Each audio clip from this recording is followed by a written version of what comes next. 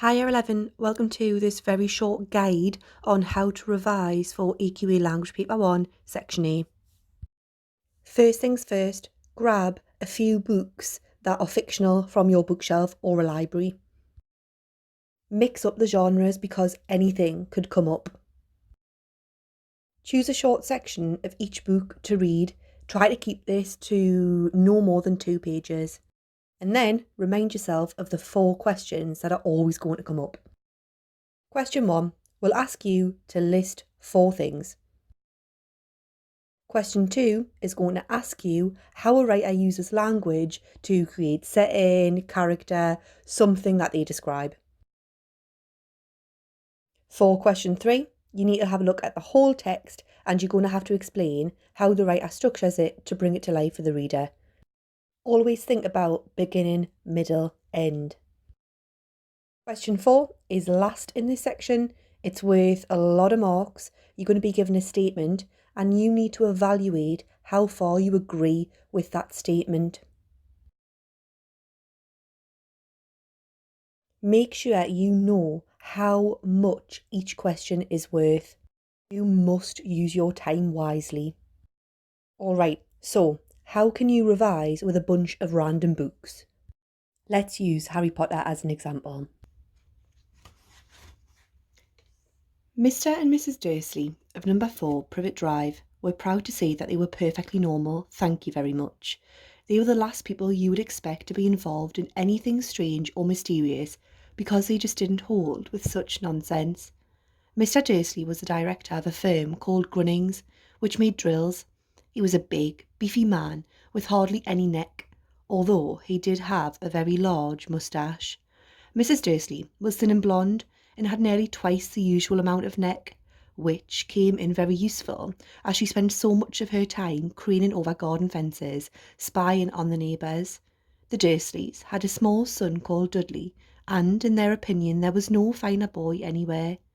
The Dursleys had everything they wanted, but they also had a secret, and their greatest fear was that somebody would discover it.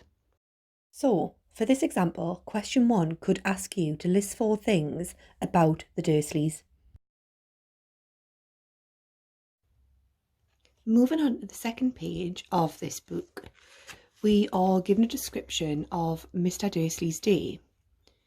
But on the edge of town, Drills were driven out of his mind by something else. As he sat in the usual morning traffic jam, he couldn't help noticing that there seemed to be a lot of strangely dressed people about. People in cloaks. Mr. Dursley couldn't bear people who dressed in funny clothes, the get-ups you saw on young people. He supposed this was some stupid new fashion.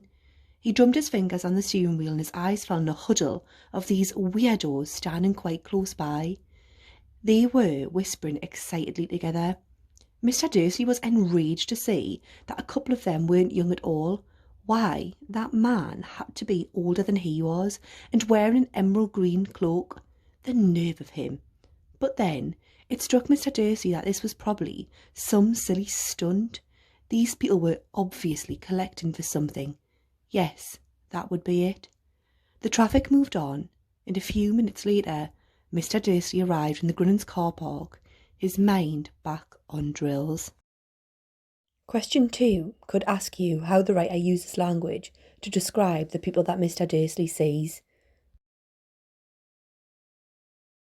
For questions 3 and 4, I'm going to read a bit more of the text.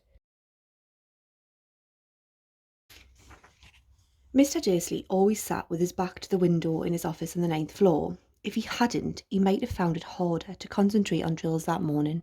He didn't see the owls swooping past in broad daylight, though people down in the street did. They pointed and gazed open-mouthed as owl after owl sped overhead. Most of them had never seen an owl even at night time. Mr. Dursley, however, had a perfectly normal, owl-free morning. He yelled at 5 different people. He made several important telephone calls and shouted a bit more.